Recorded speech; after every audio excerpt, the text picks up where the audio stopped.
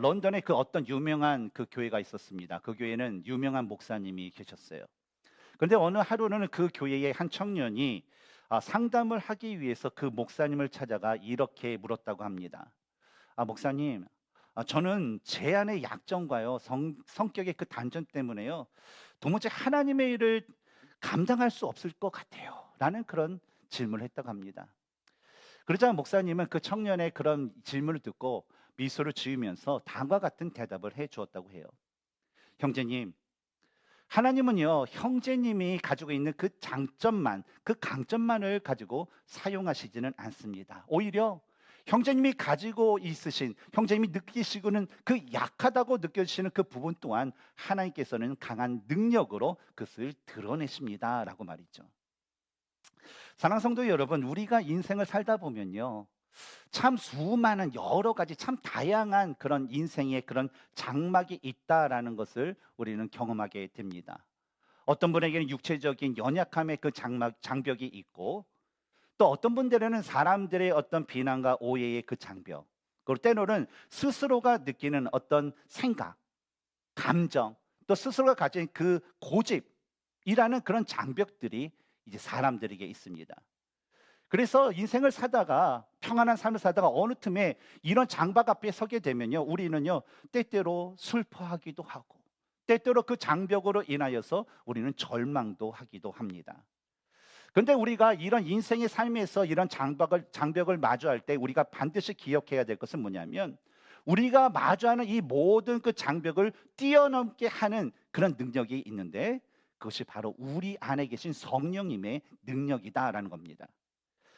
마가 요한이 전도팀을 떠난 후에 바울과 바나바는요, 계속해서 성령님의 그 인도하심을 따라서 이 갈라디아 지방에 가게 되었습니다.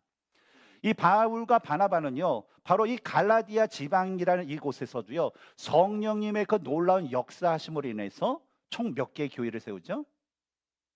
총 4개의 그 교회를 세우게 됩니다. 첫 번째는 바로 비시디아 안디옥, 그 두 번째는 이고니온 안디옥, 그 다음에 루스드라 교회, 그 다음에 더베라는 그런 교회를 짓게 됩니다.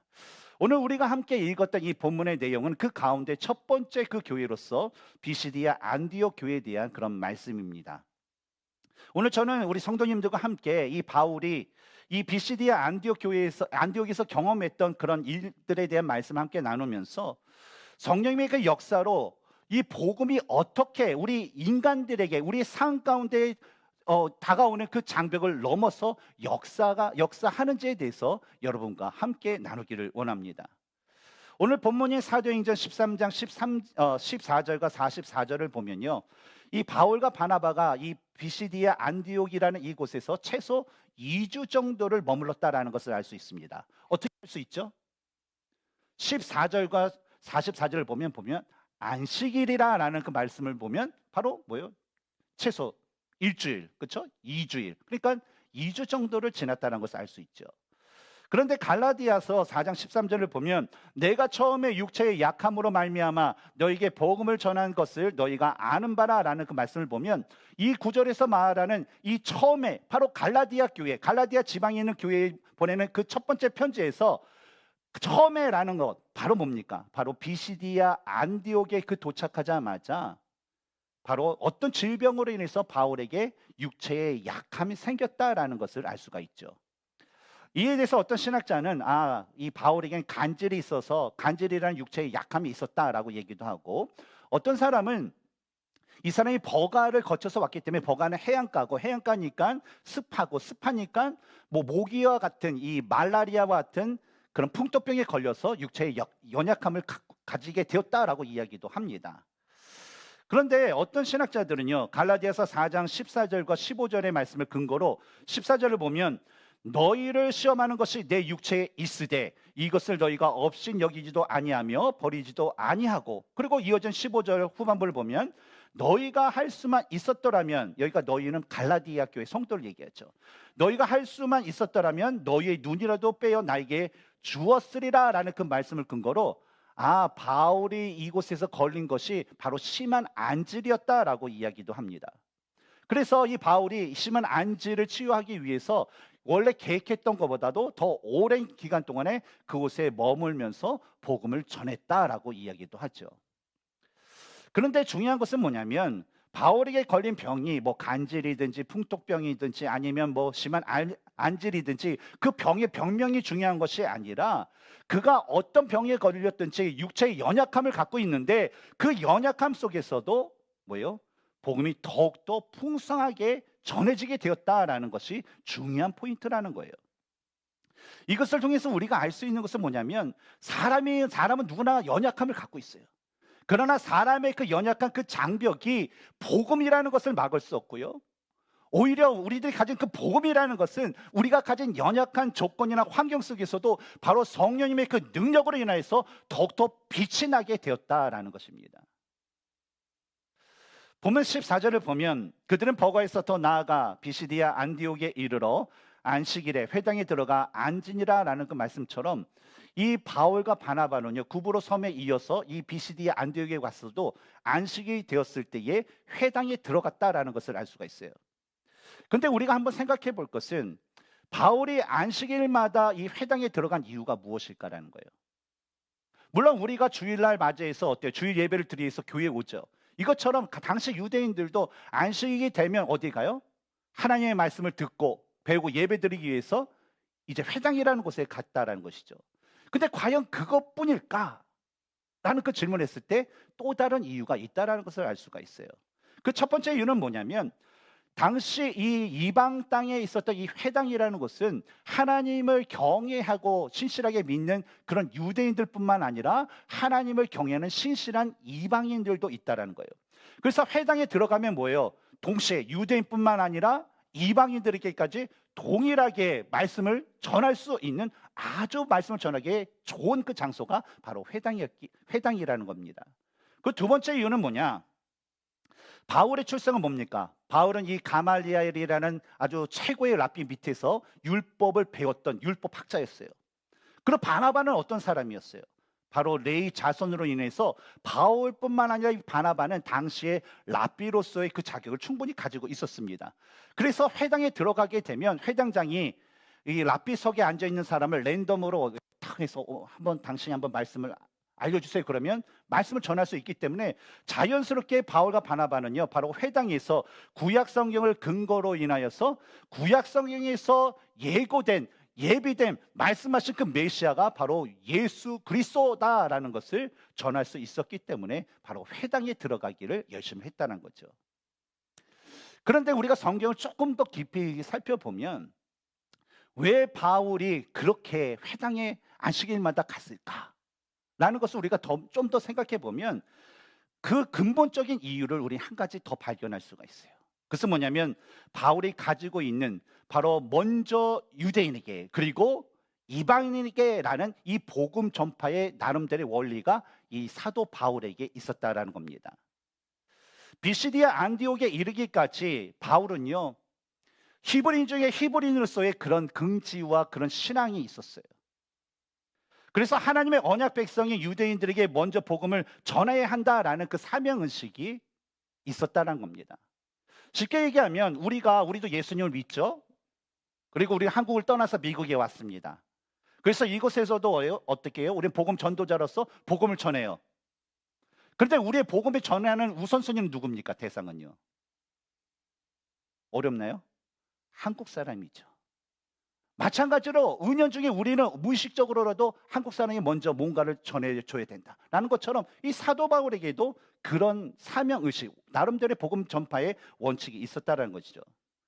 그런데 그런 사도 바울의 모습을 보면서 우리가 다시 한번 생각해 볼 것은 하나님께서 바울을 부르신 사도로서 부르신 목적이 무엇일까라는 거예요.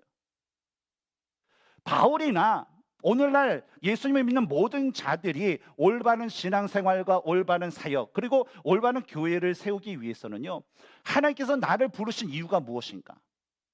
하나님께서 우리를 부르신 이유가 무언가? 하나님께서 우리 교회를 세우신 목적이 무엇인가를 분명히 알아야 돼요. 그것이 뭡니까? 바로 사명이라는 거죠. 왜냐하면 하나님의 부르심의 그 목적과 하나님께서 주신 그 사명을 알지 못할 때는요 어떤 결과가 되면 그냥 사람들이 원하는 대로 가요. 이 사람이 이렇게 얘기가 그렇게 좋은 것 같아. 그럼 이거 하다가 또 아닌 것 같아. 그럼 저거 하게 되고. 또 일을 하다 보면 이게 아닌 것 같아. 저런 것 같아. 하면서 우왕좌왕하다가요. 불필요한 그런 시간과 에너지와 기타 등등의 여러 가지를 낭비하다가 결과적으로 어때요? 내가 잘못 온 거 아닌가라는 그 낙심에 빠질 수 있다는 거예요. 우리가 신앙생활을 하다 보면요. 진짜 말씀대로 기도도 열심히 하고 말씀대로 살아요.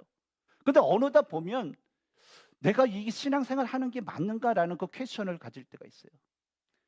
제가 지난주에 우리 코칭 컨퍼런스에 갔다 왔는데 목사님들과 얘기 나누면요. 목사님들 똑같아요. 내가 지금까지 말씀과 기도로서 열심히 목회를 해 왔는데 어느 순간에 보면 '내가 진짜 이 목회를 제대로 하는 건가? 내가 부르심에 합당한 건가?'라는 것을 대한 퀘스천이 있다는 거예요. 근데 그 이유가 뭡니까? 나를 부르신 목적이 무엇인가를 그 사명을 알지 못하기 때문이라는 거예요. 따라서 성경에 기록된 사도 바울을 부르신 목적을 찾아보면 제일 첫 번째로 언급된 사도행전 9장 15절을 보면요. 예수님이 아나니아를 통해서 그를 부르신 목적을 말씀해 주는데 바로 사도 바울은 이방인들과 임금들과 이스라엘 자손에게 예수님을 전하기 위해서 그를 부르셨다라는 것을 알 수 있어요. 그래서 사도 바울의 그 사명은요, 본질적으로 누구에게 우선순위가 둔 삶이었습니까? 바로 이방인들을 향한 그런 사도였다라는 거죠. 그러나 지금까지 BCD 안디옥까지 온 이 사도 바울의 일정을 보면요. 하나님께서 그를 부르신 목적이 이방인들과 이방인 임금들과 이스라엘 자손인데도 불구하고 바울은요 항상 자기가 갖고 있는 나라는 그 장벽인 바로 자신의 복음 전파의 원칙을 고집하면서 했던 게 뭐예요? 계속적으로 우선순위로 누구에게? 유대인들에게 복음을 전했다는 거예요. 왜냐하면 분명히 하나님께서는요 지상 명령 통해서 예루살렘과 온 유대와 사마리아와 땅끝까지 복음 전하라고 했어요. 이건 모든 그럼 첫 번째 그 사도에게 말씀하신 거예요. 근데 사도 바울을 부를 때는 뭐라고 얘기했어요? 그 얘기는 뭐예요? 이방인이었어요. 임금이었어요. 그러나 사도 바울은요 하나님께서 예수님께서 자기를 부르신 그 목적을 제대로 모르고 그냥 예수님께서 이전에 승천하실 때 이런 말씀하셨지라고 하면서 그래 예루살렘과 온 유대 그러면 그래 유대인에게 먼저 복음을 전해야 돼. 왜냐면 언약 백성이기 때문에. 그다음에 사마리아 땅 끝까지 그러면 그 다음 사람들을 전해야 돼. 이런 원칙을 고집했다는 거죠. 오늘날에도요. 우리가 교회 안에서 신앙생활을 하고 사역을 할 때에 예수님을 믿고 거듭났음에도 불구하고 하나로 연합되지 못하고요. 어디인가 엇나간 신앙생활과 사역을 하는 그런 경우가 있습니다. 근데 이것은 뭐냐면 우리 교회는 사실 A라는 사명을 놓고 하나님께서 부르셨는데 그것을 알지 못하고 나, 다라는 그런 그것을 고집하면서 얘기할 때 바로 이런 엇나가는 그런 사역과 신앙의 모습이 있을 수 있다는 거예요. 특별히 이런 다양한 모습이 있는 것은 뭐냐면 바로 우리가 가지고 있는 생각과 우리가 가지고 있는 성품과 우리가 가지고 있는 모든 조건들이 다 다르기 때문에 그래요. 요즘 한국에서요 청년들을 중심으로 붐이 일어나는 그런 것이 있습니다. 뭐냐 MBTI. 여러분 MBTI 자기 MBTI 아시는 분 한번 손 들어주세요. 예, 우리 교회는 좀 우영이 좀 따르지 못나 봐요. 한 분만 계시네요. 이 MBTI라는 것이 있어요. 바로 성격 검사죠. 그래서 한국에서는 뭐냐면 자기를 소개하면 요즘에 어떻게 얘기하냐면 저는 ESTJ입니다. 뭐 이렇게 얘기를 해요. 그리고 어떤 그 회사에서도 인터뷰를 볼 때 그때 MBTI가 어떻게 됩니까?라고 하면 뭐라고 이렇게 하면 그럼 기본적인 성격이 나와요. 이 사람은 어떤 사고를 갖고 있고 어떤 품성이 있고 어떤 뭐 사고 방식이 있고 그렇게 얘기해요. 근데 이 MBTI 중에서도요 상극이 있습니다. 상극. 저는요 예전서부터 저의 그 MBTI는 뭐냐면 ESTJ입니다. 근데 ESTJ하고 상극은 뭐냐면 INFP예요.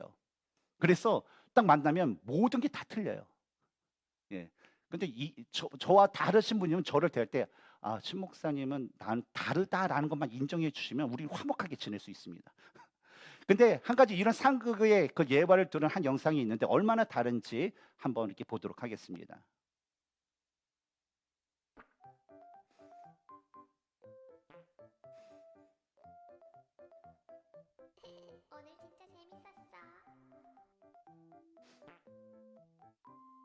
오늘 진짜 재밌었어.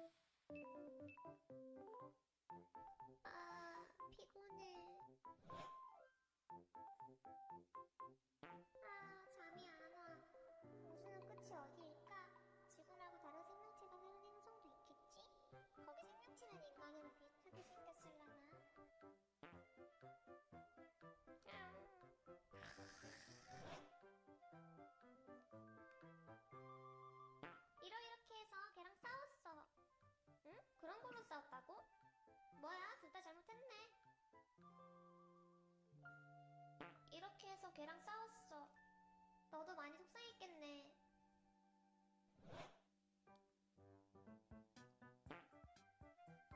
내일 10시까지니까 8시 일어나서 밥 먹고 씻고 준비한 다음에 은행 갔다 가면 10분 전에 도착하겠다. 내일 입으로 준비해야지. 내일 몇 시까지 잘 수 있지? 예, 이 영상에서 봤듯이 바로 이 MBTI는요, 네 가지 선호도 지표들을 통해서 16가지의 성격을 이렇게 나타냅니다. 그래서 첫 번째는 뭐 에너지 방향이 외향적이냐, 내향적이냐. 외향적인 사람은 어때요? 사람 만나면 에너지를 얻어요. 근데 내향적인 사람 만나면 어때요? 에너지를 뺏겨요. 그리고 피곤해요. 그리고 인식할 때도 직관적으로 하냐, 또 감각적으로 하냐가 다르고, 어떤 어떤 일에서 판단할 때 이게 감정적으로 하냐, 아니면 사고적으로 하냐라가 다르고, 또 생활 양식에는 인식적으로 하냐, 또 판단적으로 하느냐에 따라서 이게 완전히 다릅니다. 근데 우리가 이런 MBTI에 대한 이런 결과, 어떤 뭐 세상 심리적인 어떤 통계에 대한 결과지만, 이것을 보면서 우리가 인간이 어떠한가를 우리가 보게 되면 한 가지 우리 결론을 내릴 수 있어요. 그것은 뭐냐면, 환경과 상황이 같다 하더라도 사람마다 생각하고 느끼고 하는 것들이 다 다르다라는 거예요. 그래서 우리가 성장을 하면서 사람이 성숙하게 되면 바로 자신이 가지고 있는 아주 강한 것이 남에게 피해를 주거나 남과의 그 화합이 되지 않을 경우에는 그것을 뭐예요? 좀 다듬어지는 그런 삶을 살아가게 됩니다. 그런데 또 자기에게 약한 점이 있어요. 근데 그 약한 점이 있으면 어때요? 다른 사람을 통해서나 교육을 통해서나 또 훈련을 통해서나 그것을 보완하게 되죠. 그런데 아무리 우리가 강한 것을 다듬고 약한 것을 보완한다 하더라도 하나님께서 우리에게 주신 그 본질적인 기질이라는 것은요, 변함이 없다라는 거예요.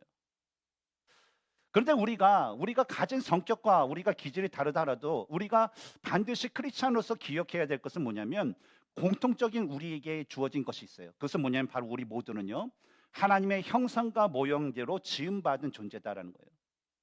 하나님의 형상과 모양대로 지음받았다는 것은 우리가 뭐 얼굴이 우리 똑같다라는 게 아니라 바로 하나님이 가진 성품과 성향과 모습, 그걸 가지고 뭐예요? 그 모습대로 하나님의 뜻대로 우리가 하나님 중심으로, 하나님의 뜻을 중심으로 우리가 하나가 되어 살아가야 되는 그런 존재다라는 겁니다. 그러나 문제는 우리의 그런 하나님의 그 주권을 인정하고 순종하는 데 있어서도요, 우리는 때때로 하나님을 위해서 어떤 일을 하고 생활을 한다라고 우리가 생각을 하지만 정작 자신의 사역과 자신의 일에 자신의 생각과 자신의 그 고집대로 하려는 그런 성향이 있다는 거예요. 그런데 이것보다 더 문제가 있는 건 뭐냐면 하나님 앞에 자기가 일을 한다는 거예요. 나는 하나님 뜻대로 한다는 거예요. 하나님 뜻대로 말을 한다는 거예요.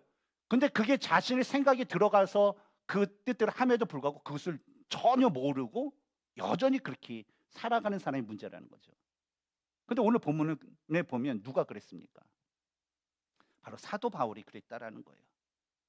그래서 하나님이 사도 바울이 여전히 갖고 있는 나라는 그 장벽을 넘어서 그가 진짜 하나님의 부르심의 그런 그 복음의 사명을 감당할 수 있도록 오늘 본문 45절을 보면 유대인들을 사용하는 걸 볼 수 있어요.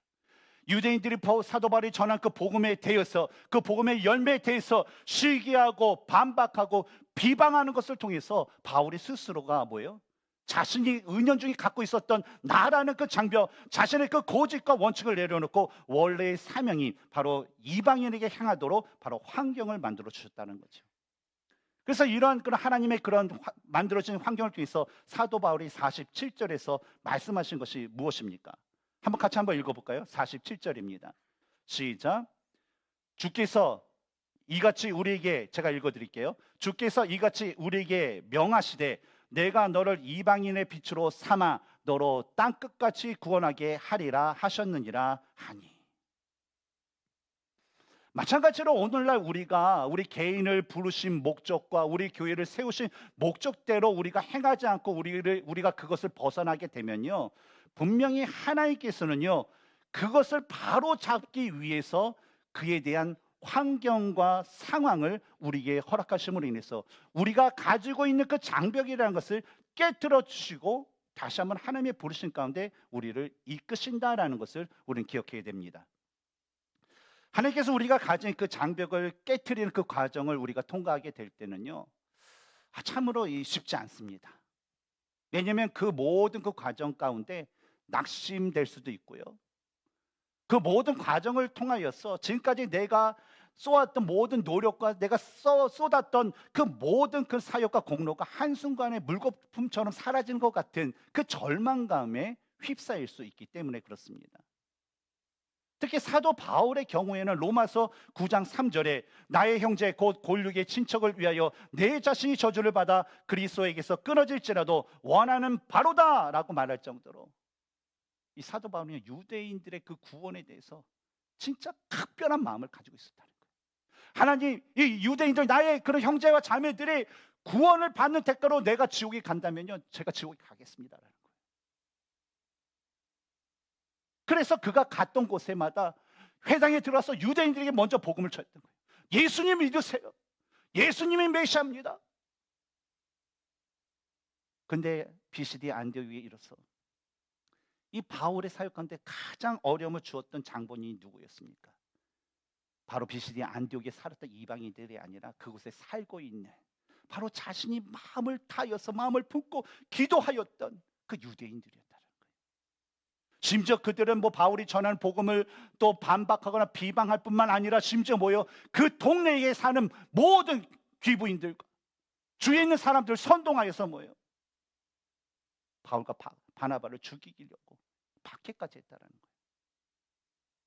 그런데 이런 상황을 겪은 바울의 심정은 어땠을까요? 저는 바울의 그 심정을 100% 이해하지 못하겠지만 그래도 알 수 있는 건 뭐냐면 너무나도 힘들었을 거예요. 너무나도 절망스러웠을 거예요. 어떻게 보면 그들이 너무나도 미웠을 것 같아요. 근데 그것을 어떻게 느낄 수 있냐? 오늘 본문 51절을 보면 바울이요 발끝에 티끌을 떨어버리고 이고니온으로 가니라 라는 그 말씀에서 볼 수 있죠. 발에 그 티끌을 뗀다, 털어버린다라는 건 뭘 의미합니까? 바로 더 이상 여기 있는 사람들과 이곳과 내가 관계하지 않겠다라는 결별의 상징이었다는 거죠. 그런데 본문 52절을 보면요, 하나님께서는 바울이 낙심이라는 그 장벽을 넘어서요 더 풍성한 복음의 은혜의 기쁨을 얻게 하시는 놀라운 은혜의 역사를 우린 볼 수가 있습니다. 바로 52절에 제자들은 기쁨과 성령이 충만하리라 라는 말씀. 뭡니까? 여기서 말하는 제자는 누굽니까? 유대인들이 아니죠. 바로 비시디 안디옥에서 예수 그리스도의 복음을 듣고 신자가 된 자들. 유대인들이 비방과 박해를 함에도 불구하고 바울이 전한 그 복음을 듣고 신자가 된 자들, 그리고 그들이 모여서 세워지는 그 교회가 바로 이 땅 가운데 있게 되었다는 것이죠. 어떻게 보면 이 바울의 눈에는요, 그가 발에 그 티끌을 털어버릴 정도로 이 비시디 안디옥에서의 그 복음의 그 사역은 실패한 것처럼 보였을 것입니다. 하지만 성령님께서는요, 바울에 의해서 쓰여진 그 복음의 그 씨앗을요 주님께서는 자라게 하시고 열매 맺게 하심으로 인해서 바로 그 땅 가운데 하나님의 그 교회를 세우시고 그 하나님의 그 나라를 그 땅 가운데 세우게 되신 것이죠. 마찬가지로 우리의 신앙 속에서도요, 바울에게 동족 유대인이 그랬던 것처럼 가장 가까운 사람들에게 우리가 상처를 받거나 또 교회 안에서 오해와 또 비방을 받아서 큰 낙심과 또 절망이라는 그 장벽에 부딪힐 때가 있을 것입니다. 그러나 분명히 알아야 될 것은 뭐냐면 그 순간에도 그때도요, 하나님은 성령의 기쁨을 우리에게 부어주실 것이고 우리로 하여금 계속해서 기쁨과 감사로 다시 복음의 길을 걷게 하실 것이다 라는 그런 사실입니다. 사랑하는 성도 여러분, 바울이 경험한 나라는 연약함과 고집의 그 장벽, 그리고 이 낙심이라는 그 장벽은요 오늘날 우리에게도 있는 그런 문제예요.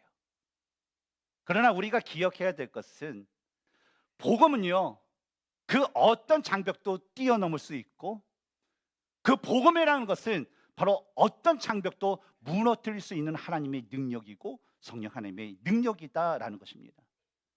그래서 비록 우리에게 연약함이 있고 또 우리에게 고집스러운 어떤 모습이 있고 또 우리가 환경에 쉽게 낙심할지라도 우리가 복음을 끝까지 붙들고 있다면 성령 하나님께서는요, 바로 이 복음을 소유한 우리를 통해서 일하시고 바로 이 복음을 소유한 우리를 다시 하나님께서 부르신 사명의 길로 온전히 인도하실 것입니다.